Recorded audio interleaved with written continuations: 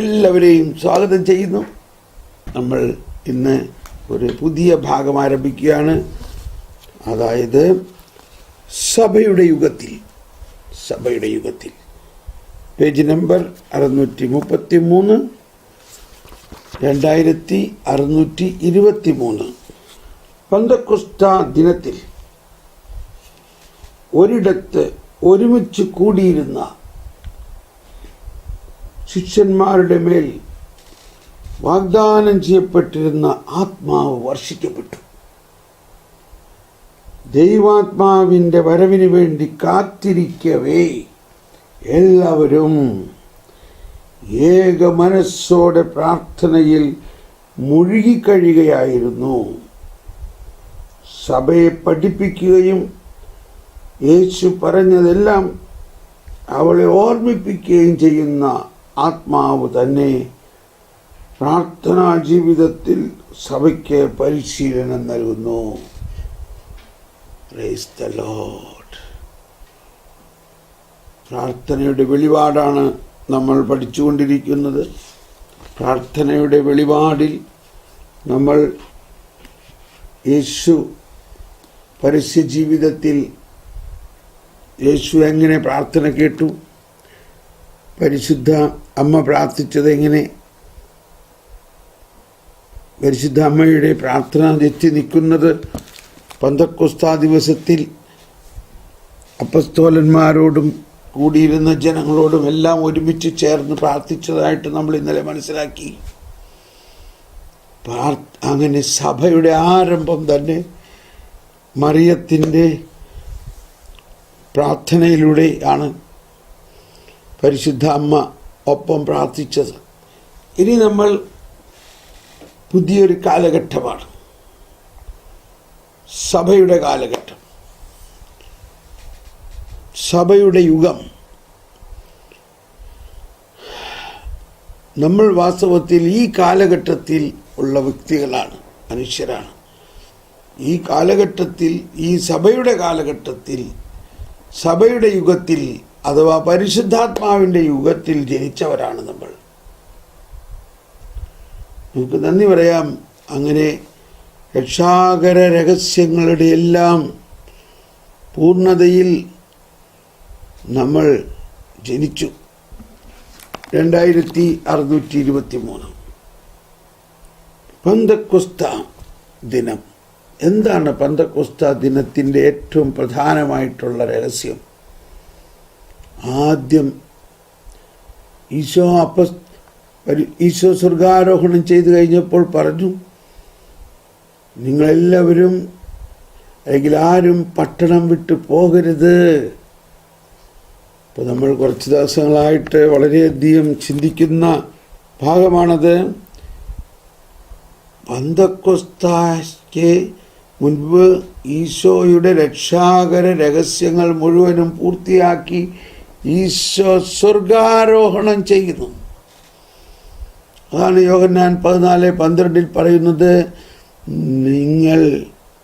ഞാൻ ചെയ്ത പ്രവൃത്തികളും പ്രവൃത്തികളും ചെയ്യും, ഞാൻ പിതാവിൻ്റെ അടുത്തേക്ക് പോകുന്നത് കൊണ്ട് ഇവയേക്കാൾ വലിയവയും ചെയ്യും.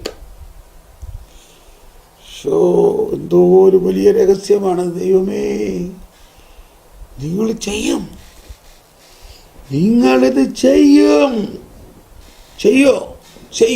എന്തുകൊണ്ട് ചെയ്യും?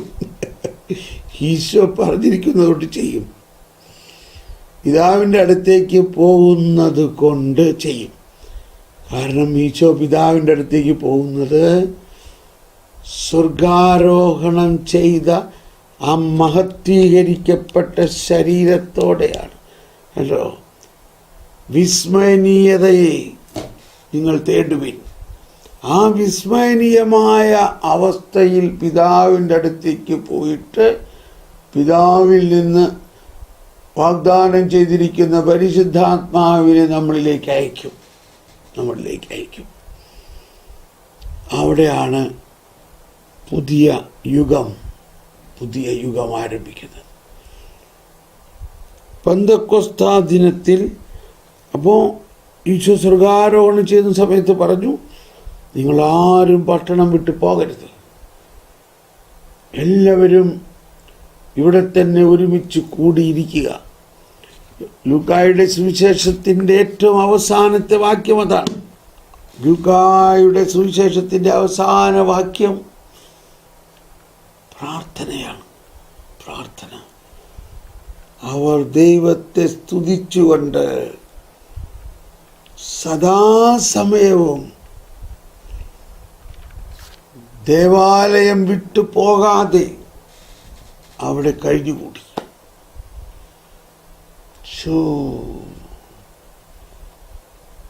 എത്ര ദിവസം കഴിഞ്ഞുകൂടി? 9 ദിവസം. അതിനെയാണ് നൊവേന എന്ന് പറയുന്നത്. നൊവേന. അങ്ങനെയാണ് നൊവേന എന്ന വാക്ക് ആരംഭിച്ചത്. നൊവേന. നൊവേന എന്ന് പറഞ്ഞാൽ 9 ദിവസത്തെ പ്രാർത്ഥന. 9 ദിവസം രാപകലില്ലാതെ അവർ പ്രാർത്ഥിച്ചു. കണ്ടോ? അങ്ങനെയുണ്ടോ പ്രാർത്ഥന? അതാണ് പ്രാർത്ഥനയുടെ വ്യത്യസ്ത മാനങ്ങൾ നമ്മൾ പഠിക്കണം. സുവിശേഷത്തിൽ തന്നെ ഉണ്ട്. അപ്പോസ്തല പ്രവർത്തനങ്ങളിൽ അവർ ഒലിമലയിൽ നിന്നും ജെറുസലേമിലേക്ക് മടങ്ങിപ്പോയി. ഒലിവുമലയിലാണ് ഈശോ സ്വർഗാരോഹണം ചെയ്തത്. ഇവ തമ്മിൽ ഒരു സാബത്ത് ദിവസത്തെ യാത്ര ദൂരമാണുള്ളത്.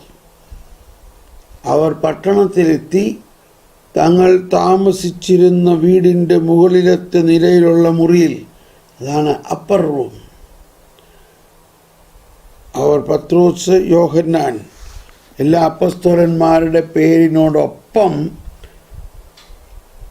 അവർ ഏകമനസ്സോടെ യേശുവിൻ്റെ അമ്മയായ മറിയത്തോടും മറ്റു സ്ത്രീകളോടും അവൻ്റെ സഹോദരരോടും ഒപ്പം പ്രാർത്ഥനയിൽ മുഴുകിയിരുന്നു. അതാണ് ഏകമനസ്സോടെ. അതാണ് ഇന്നത്തെ വായനയിൽ നമ്മൾ കേൾക്കുന്നത്.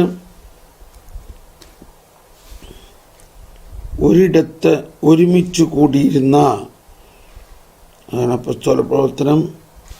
അതിനുശേഷം 2:1 പറയാണ്, പന്തക്കൊസ്താ ദിനം സമാഗതമായപ്പോൾ അവരെല്ലാവരും ഒരുമിച്ച് കൂടിയിരിക്കുകയായിരുന്നു. ഇതാണ് പരിശുദ്ധ സഭയുടെ ആരംഭം. പരിശുദ്ധ സഭയുടെ ആരംഭം ആണത്.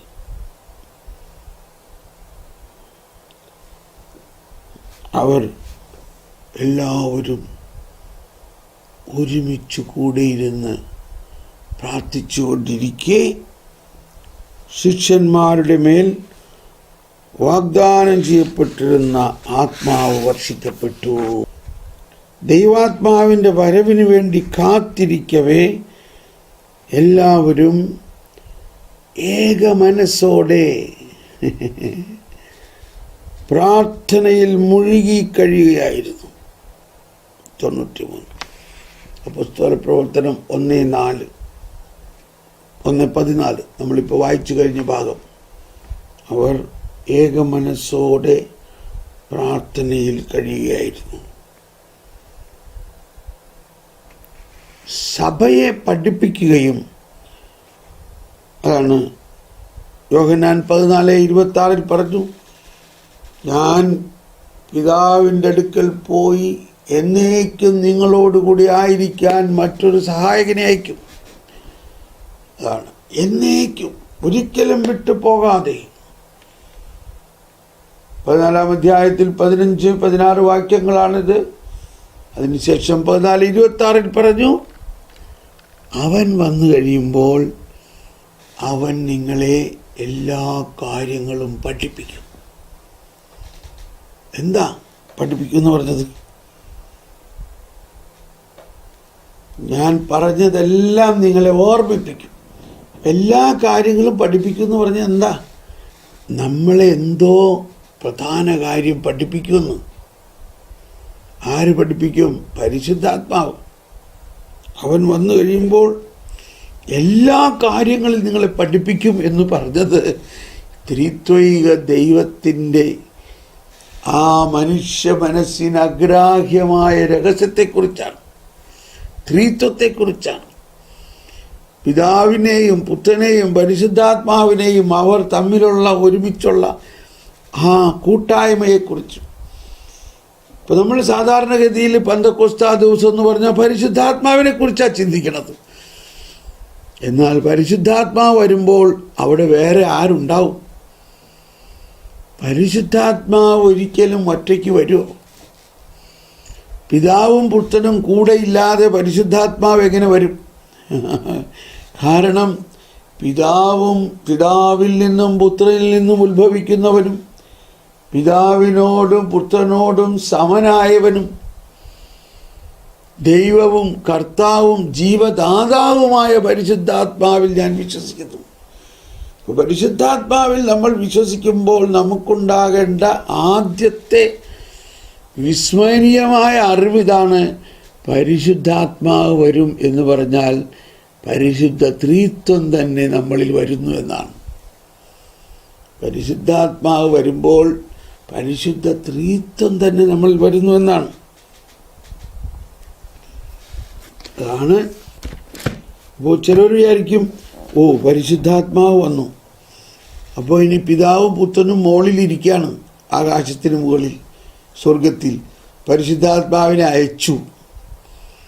അവരവിടെ ഇരുന്നിട്ട് പരിശുദ്ധാത്മാവിനെ മാത്രം ഇരുന്നിട്ട് അവരവിടെ ഇരിക്കുകയാണ്.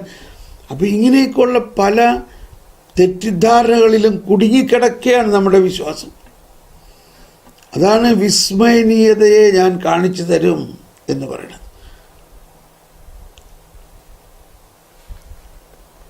അപ്പോൾ പരിശുദ്ധാത്മാവ് വന്നിട്ട് പരിശുദ്ധ കത്തോലിക്ക സഭ ആരംഭിച്ചു, സഭയെ പഠിപ്പിക്കുന്നു. സഭ എങ്ങനെ ഉണ്ടായി? അന്ന് തന്നെ 3000-ഓളം പേര് ജ്ഞാനസ്നാനം സ്വീകരിച്ചു. അവരെങ്ങനെ ജ്ഞാനസ്നാനം സ്വീകരിച്ചു? അവരെന്തിൽ ജ്ഞാനസ്നാനം സ്വീകരിച്ചു? ജ്ഞാനസ്നാനത്തെക്കുറിച്ച് ഈശോ പറഞ്ഞിട്ടുള്ളത് എന്താ?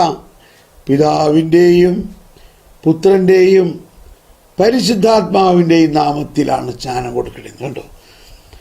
അപ്പോൾ പരിശുദ്ധാത്മാവിനെ മാത്രമാണോ അവർ സ്വീകരിച്ചത്? പെന്തക്കോസ്താ ദിവസത്തിൽ പരിശുദ്ധാത്മാവ് വന്നപ്പോൾ അവരെ സ്നാനപ്പെടുത്തി. അപ്പോൾ അടിസ്ഥാനപരമായിട്ട് നമ്മൾ മനസ്സിലാക്കേണ്ട ഒരു കാര്യമാണ്, പെന്തക്കോസ്താ ദിവസം പരിശുദ്ധാത്മാവ് വന്നു.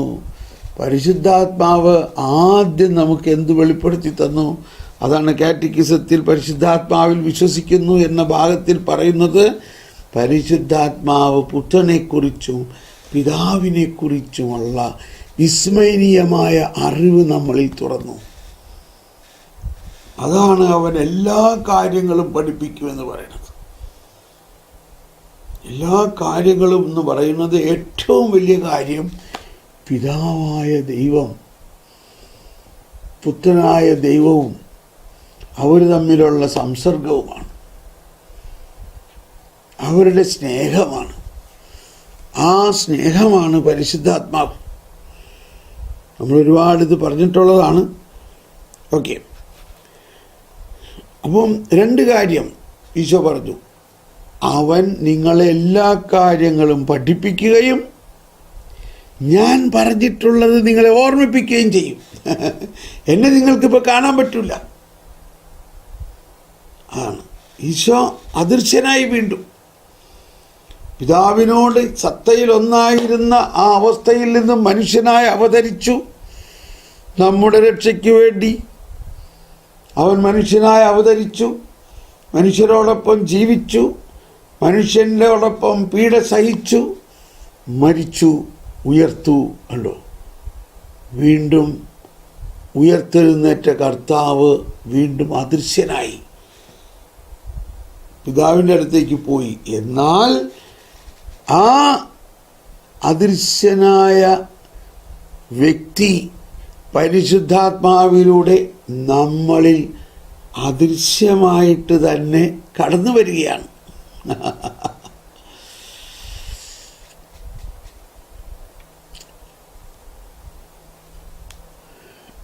ആരെല്ലാമായിട്ട് കടന്നു വരുന്നു? പിതാവും പുത്രനും പരിശുദ്ധാത്മാവുമായിട്ട് കടന്നു വരുന്നു.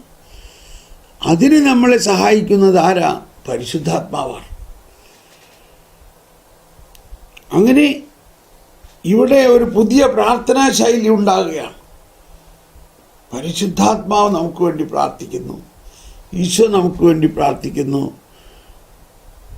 അതിനുശേഷം എപ്പോഴെല്ലാം അവർ പ്രാർത്ഥിക്കുന്നു അപ്പോഴെല്ലാം പരിശുദ്ധാത്മാവ് നിറയുകയാണ്. ഇതുപോലത്തെ ഒരു അവസ്ഥാവിശേഷത്തെ കർത്താവ് നമുക്ക് അന്ന് മുതൽ തന്നു, പെന്തക്കോസ്ത് മുതൽ തന്നു. സഭ അവളെ ഓർമ്മിപ്പിക്കുകയും സഭയെ ഓർമ്മിപ്പിക്കുകയും ചെയ്യുന്ന ആത്മാവ് തന്നെ പ്രാർത്ഥനാ ജീവിതത്തിൽ സഭയ്ക്ക് പരിശീലനം നൽകുന്നു. Praise the Lord. പ്രാർത്ഥനാ ജീവിതത്തിൽ, സഭയുടെ പ്രാർത്ഥനാ ജീവിതത്തിൽ പരിശീലനം, ട്രെയിനിങ് നൽകുന്നു. അപ്പോൾ പ്രാർത്ഥനയുടെ വെളിപാടിൽ ഒരു വലിയ സ്റ്റെപ്പാണിത്. നമ്മളെ ഒറ്റയ്ക്ക് പ്രാർത്ഥിക്കാനോ അല്ല, പരിശുദ്ധാത്മാവ് നിങ്ങളെ സഹായിക്കും. പരിശുദ്ധാത്മാവിൻ്റെ ആഗമന ശേഷം പ്രാർത്ഥനയുടെ ലഹരി തന്നെ മാറി. ഹല്ലേലൂയ. നമുക്ക് ഇതിൻ്റെ സൈഡിൽ എഴുതിയിരിക്കുന്ന 731 ഖണ്ഡികയിൽ പോകാം.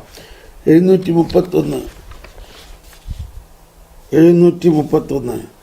പെന്തക്കോസ്തായിൽ സംഭവിച്ച കാര്യമാണ് അവിടെ പറയുന്നത്. പ്രാർത്ഥനയുടെ യുഗം ആരംഭിച്ചു. 731 പെന്തക്കോസ്ത. ഹല്ലേലൂയ.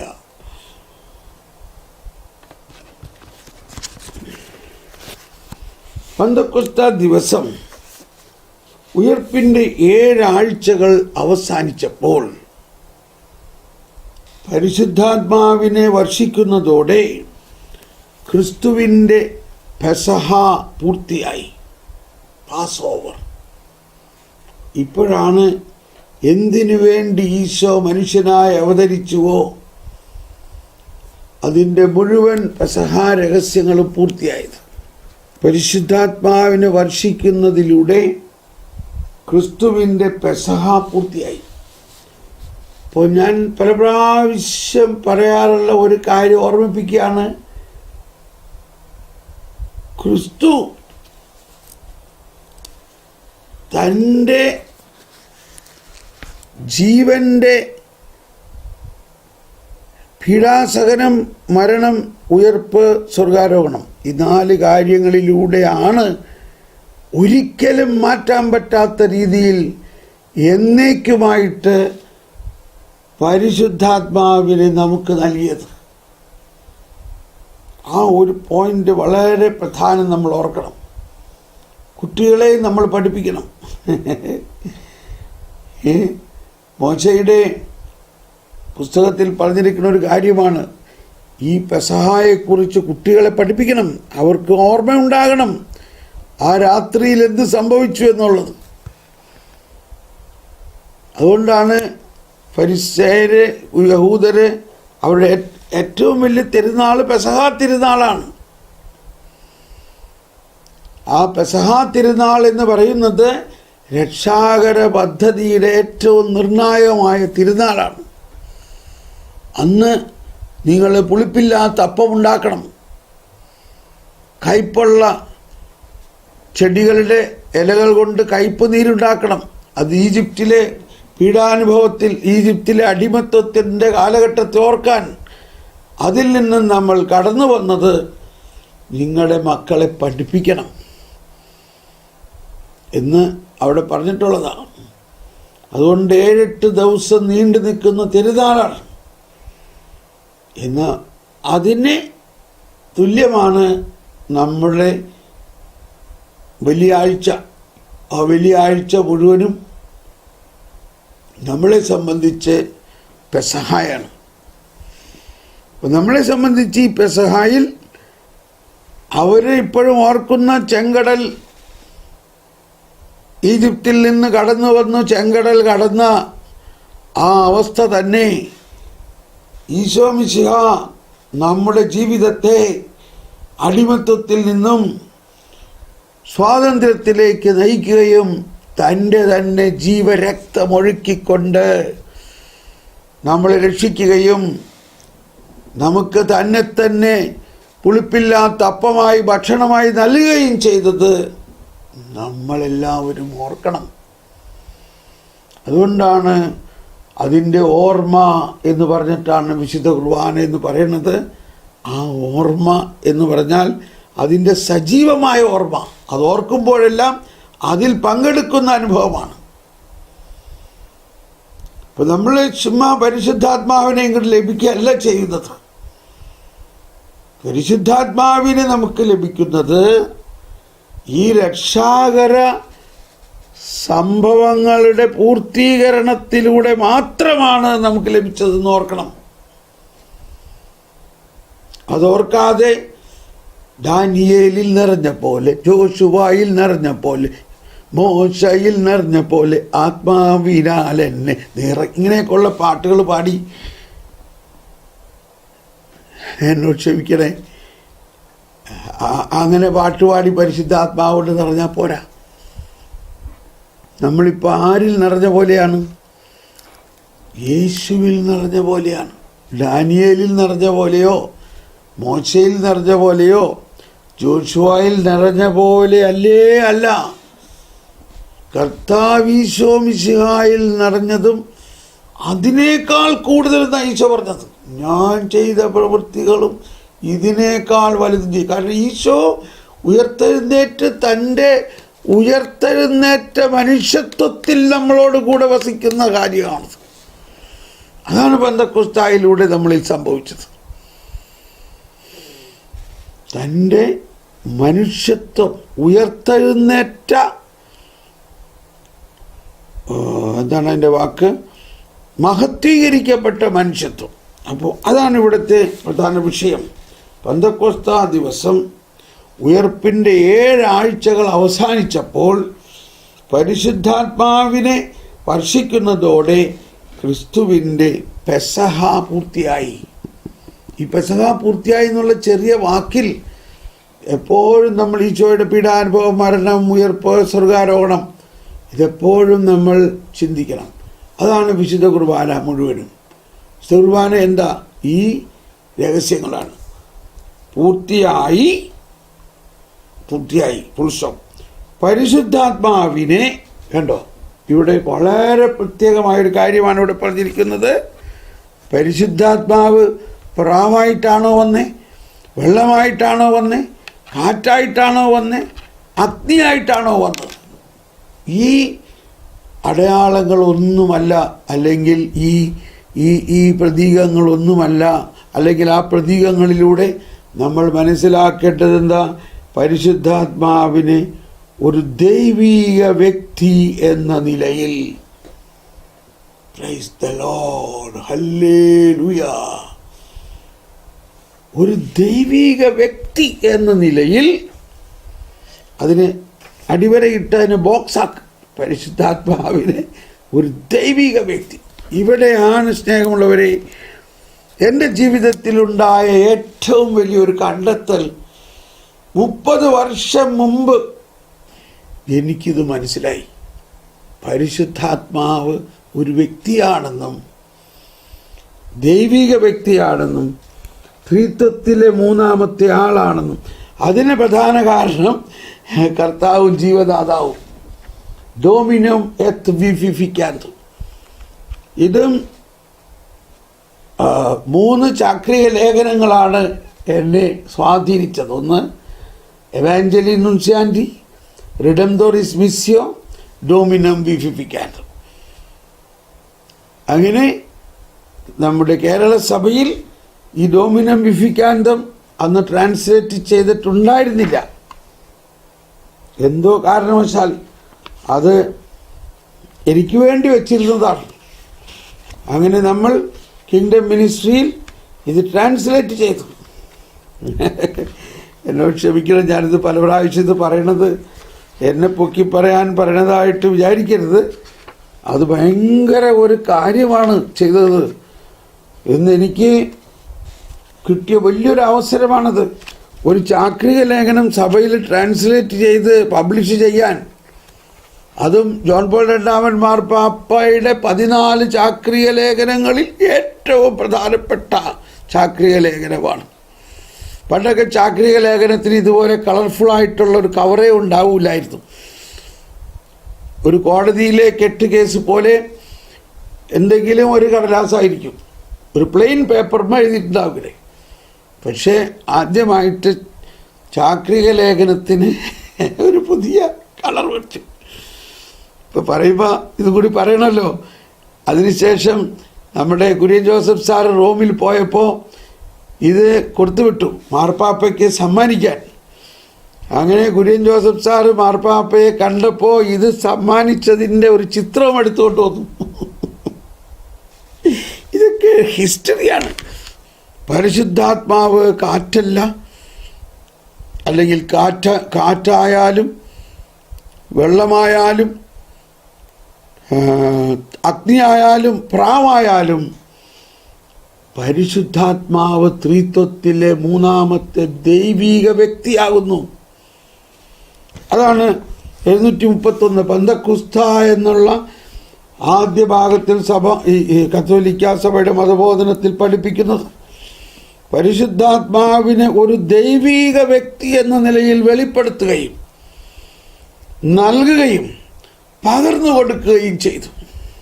ഇതെങ്ങനെ പകർന്നു കൊടുക്കണം? ഇതുപോലെ വെള്ളോട്ടയാണോ? അപ്പം ഇതൊക്കെയാണ് വാക്കുകൾക്ക് അപ്പുറമാണ്. അതാണ് അഗ്രാഹ്യം. മനുഷ്യന് അഗ്രാഹ്യമാണ് ഈ വ്യക്തിയെ പകർന്നു കൊടുക്കുക എന്ന് പറഞ്ഞാൽ എന്താ അർത്ഥം? തൻ്റെ പൂർണ്ണതയിൽ നിന്ന് കർത്താവായ ക്രിസ്തു ആത്മാവിനെ സമൃദ്ധമായി ചൊരിയുന്നു. അതാണ് ഞാൻ വന്നിരിക്കുന്നത്, ജീവൻ നൽകാനും അത് പൂർണ്ണമായി നൽകാനും. യേശുക്രിസ്തുവിലാണ് പരിശുദ്ധാത്മാവിൻ്റെ പൂർണ്ണമായ ഉൾക്കൊള്ളൽ. അത് യേശു നമുക്കങ്ങ് നൽകുകയാണ്. ഇതിൻ്റെ അടുത്ത പാരഗ്രാഫ് കൂടി ഒന്ന് വായിക്കണം കേട്ടോ, അത് വളരെ മനോഹരമാണ്. ആ ദിവസം വളരെ മനോഹരമാണ്. ഇതിൻ്റെ അടുത്ത പാരഗ്രാഫ് 732. ആ ദിവസം പരിശുദ്ധ ത്രിത്വം പൂർണ്ണമായി വെളിപ്പെടുത്തപ്പെട്ടു. Praise the Lord. കേട്ടോ, പരിശുദ്ധാത്മാവിനെ മാത്രമല്ല നമുക്ക് നൽകിയത്, പരിശുദ്ധ ത്രിത്വം പൂർണ്ണമായി വെളിപ്പെടുത്തപ്പെട്ടു. ക്രിസ്തു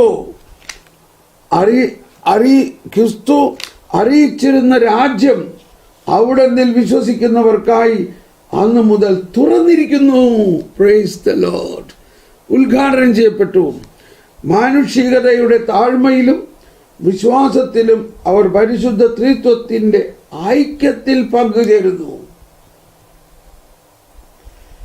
പരിശുദ്ധാത്മാവ് തൻ്റെ അവിരാമമായ ആഗമനത്താൽ അന്ത്യനാളുകളിലേക്ക് ലോകത്തെ പ്രവേശിപ്പിക്കുന്നു. അപ്പോൾ മുതൽ ഈ അന്ത്യനാളുകൾ എന്നുള്ള അവസ്ഥ തുടങ്ങി. സഭയുടെ കാലമാണത്. അവകാശമായി ലഭിച്ചതെങ്കിലും ഇനിയും പരിപൂർത്തിയിലെത്താത്ത രാജ്യമാണത്. നാം സത്യപ്രകാശം കണ്ടു, സ്വർഗീയ ആത്മാവിനെ സ്വീകരിച്ചു, യഥാർത്ഥ വിശ്വാസം കണ്ടെത്തി, അവിഭാജ്യമായ ത്രിത്വത്തെ, അൺഡിവൈഡഡ് ട്രിനിറ്റി, അവിഭാജ്യമായ ത്രിത്വത്തെ നാം ആരാധിക്കുന്നു. അവിഭാജ്യമായ ത്രിത്വം എന്തെന്നാൽ അവിടുന്ന് നമ്മെ രക്ഷിച്ചിരിക്കുന്നു. 123 ബൈസൻ്റെ ലിറ്റർജി പെന്തക്കോസ്ത വെസ്പേഴ്സിലുള്ള.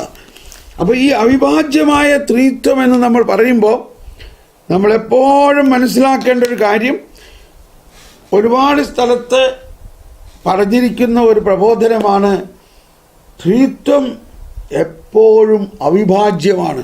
അതായത് നമ്മൾ ഒരുപക്ഷെ കേൾക്കുന്നത് പരിശുദ്ധാത്മാവ് വന്നു എന്ന് പറയുമ്പോൾ നമ്മൾ വിശ്വാസത്തിൽ മനസ്സിലാക്കണം, പരിശുദ്ധാത്മാവ് ഒറ്റയ്ക്ക് വരാൻ പറ്റില്ല.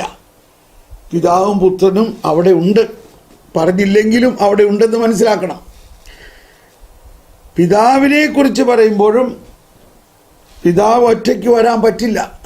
അവിഭാജ്യമായ ത്രിത്വമാണ്, അൺഡിവൈഡഡ് ട്രിനിറ്റി, അവിഭാജ്യമായ ത്രിത്വം. പിതാവിനെ കുറിച്ചാണ് നമ്മൾ പറയുന്നതെങ്കിലും പരിശുദ്ധാത്മാവും ഈശോയും അവിടെ ഉണ്ട്.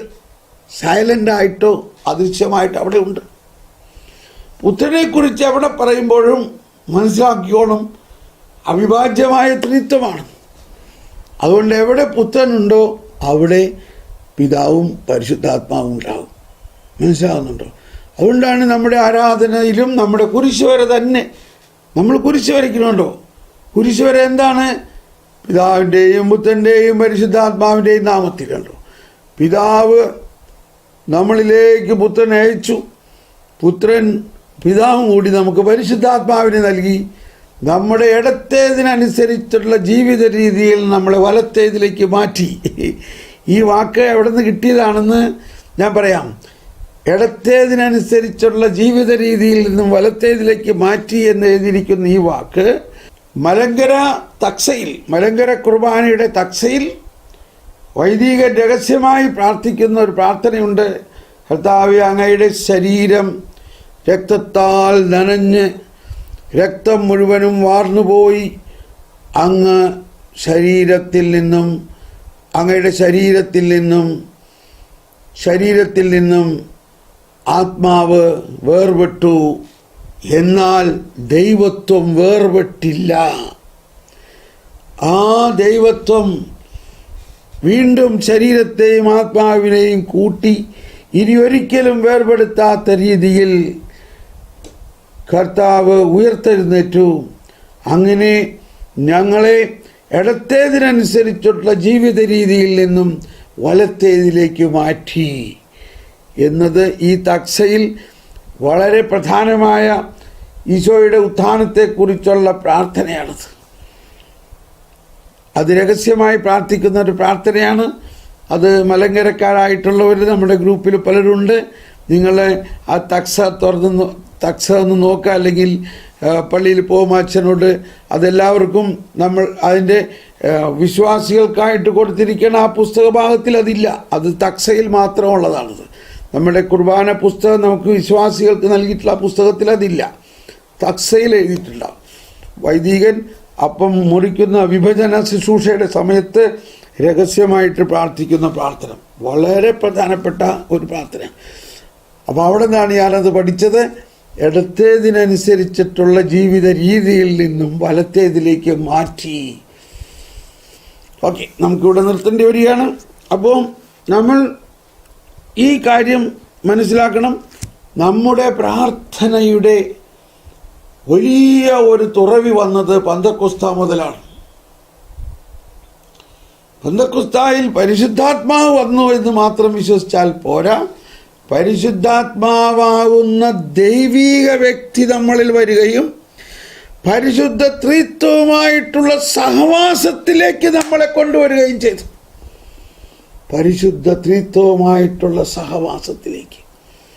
സഹവാസം എന്ന് പറഞ്ഞാൽ നിന്നിൽ ഞാനുമേ എന്നിൽ നീ ഇങ്ങനെ നാം. കണ്ടോ, ഇത്രയും നമ്മൾ മനസ്സിലാക്കണം. മാത്രമല്ല ത്രിത്വം അവിഭാജ്യമായ ത്രിത്വമാണ്. 732. അപ്പോൾ പന്തക്കൊസ്തായിൽ പരിശുദ്ധാത്മാവ് വന്നു എന്ന് മാത്രം വിശ്വസിച്ചാൽ പോരാ, ആ ദിവസം പരിശുദ്ധ ത്രിത്വം പൂർണ്ണമായി വെളിപ്പെടുത്തപ്പെട്ടു. അതാണ് പന്തക്കൊസ്താ. നമുക്കിവിടെ അവസാനിപ്പിക്കാം. നമുക്ക് സ്തുതിക്കാം, നന്ദി പറയാം.